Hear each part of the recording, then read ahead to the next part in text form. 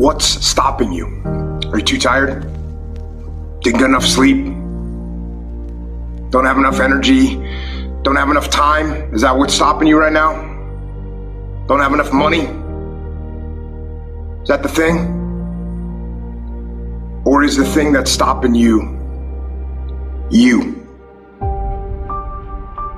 Excuses sound best to the person that's making them up. Stop feeling sorry for yourself. Get off the pity potty.